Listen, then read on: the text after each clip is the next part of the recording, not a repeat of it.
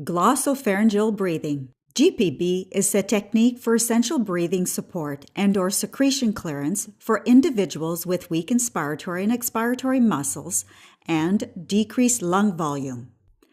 When performing GPB, the air naturally enters the oropharynx through the open mouth as the base of the tongue moves downwards. Lips close, trapping air in the pharyngeal space. The tongue moves upwards to the soft palate, forcing the bolus of air through the pharynx and open glottis. The glottis closes and the air is trapped in the lungs. The piston action of the tongue, pushing boluses of air one on top of the other, is repeated until the desired lung volume is achieved. When first performing GPB, it is useful to use the word gup to assist with proper positioning of the throat muscles. This is Brad's first attempt with GPB. In the learning process, you say the word gup, but with minimal voice volume.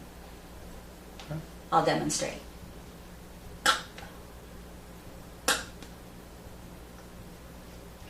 So the G actually positions the tongue, the ball of the tongue in the proper position, and the P closes the lips. So you repeat sequentially, and that promotes the stroke movement of pushing that bolus of air beyond the pharynx. Let's try just the sequential gut movement for now. Let's try to do 10 to 15 in a row. Okay. We'll do it together. Big breath in first.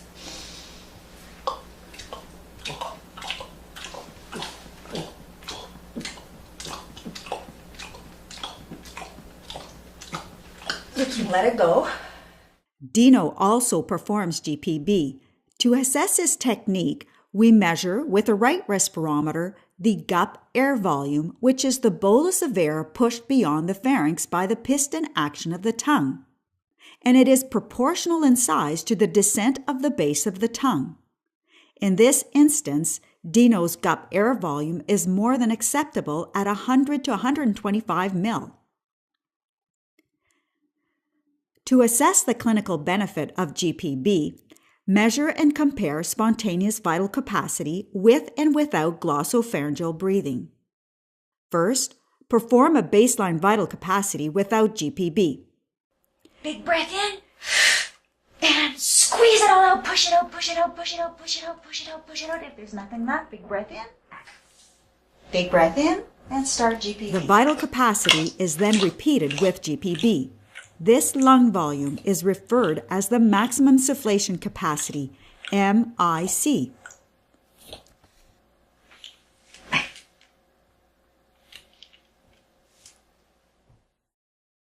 Brad's baseline vital capacity is 0.8 liters without GPB, 15% of predicted normal. And his MIC lung volume with GPB is 1.46 liters. 27% of predicted normal. The difference between the MIC with GPB and spontaneous vital capacity is 0.66 liters, a lung volume recruitment improvement of 83%. A strong cough is critical for effective secretion clearance with individuals who have weak inspiratory and expiratory muscles. And for this reason, it is essential to measure and compare peak cough flow with and without GPB. The baseline peak cough flow is measured without glossopharyngeal breathing. Dino takes a maximum spontaneous breath in and coughs through the peak flow meter.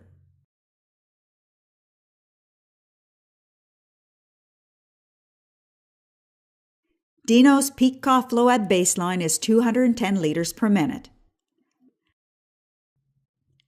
To measure the peak cough flow with GPB, Dino takes a maximum spontaneous breath in, followed by glossopharyngeal breathing to maximum insufflation capacity. He then coughs through the peak flow meter.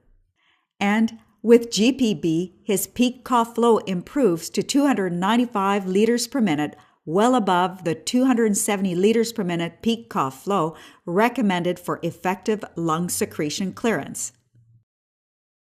Visit our website at www.canventottawa.ca for additional comprehensive information.